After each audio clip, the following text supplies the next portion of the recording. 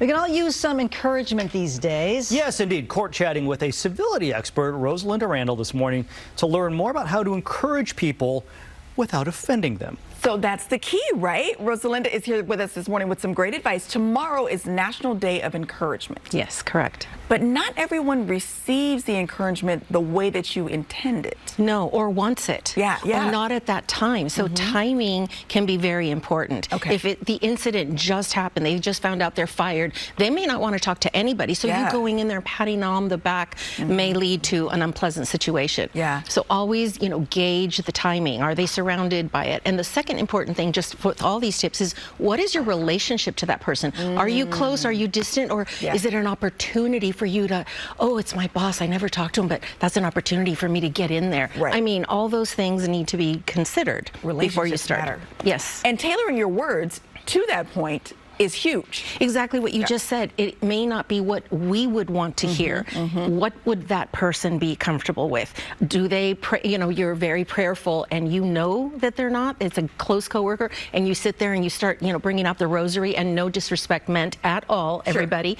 But, that would not be something that you should consider. Maybe that's what you would want for yourself. So that's just an example. Now, sometimes it's not what you say. Sometimes you can actually demonstrate your encouragement. Definitely. And sometimes all it takes is a smile, good morning, to someone, or hey, I'm going to go for a walk at break time. Do you want to go? And you don't bring it up unless they do, whatever the situation is, especially if it's a bad situation, because sometimes encouragement can be both for something that just happened, like your child goes away to college. Don't start, Rosalinda. I know, we'll try.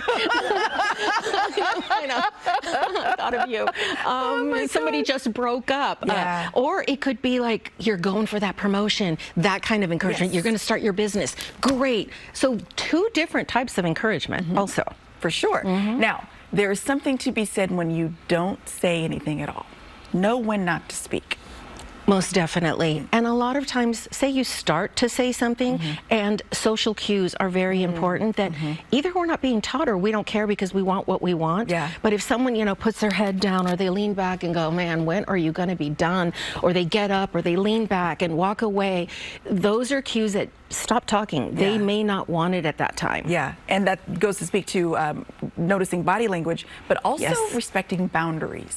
Oh, yes. Well, if you start to speak with them, or what I really meant by that is providing leads, connections. Here's a headhunter, say they lost their job. Start saying to them, oh, here's my therapist, sending emails and leaving brochures on church or therapists for them. Those are boundaries that you really should watch. Maybe they're not interested in that. And if they decline, then you just leave it alone. Okay, and I also want to, you said avoid discussing circumstances, but you also say avoid comparisons. Yes, and they kind of go hand in hand. Yeah, something happens, they went through a breakup. My cousin went through a breakup, and let me tell you about that. Okay, the breakup, that is the common ground. But are they the same age? Was the relationship just as long? Were there things that were going wrong? Or, somebody who lost their job, oh, you don't deserve this company anyway. How do you know? You'll find something soon. How do you know?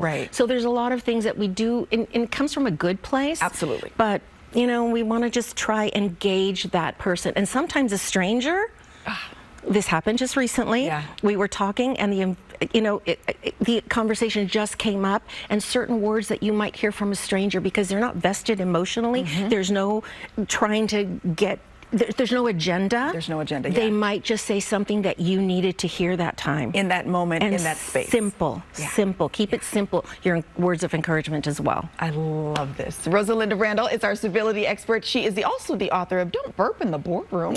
We're going to link all the details so you can contact her and find her books as well on our website, gooddaysacramento.com, under show info and today's date. Always a pleasure. Yeah, thank you. Guys, back over to you. Thank you, guys.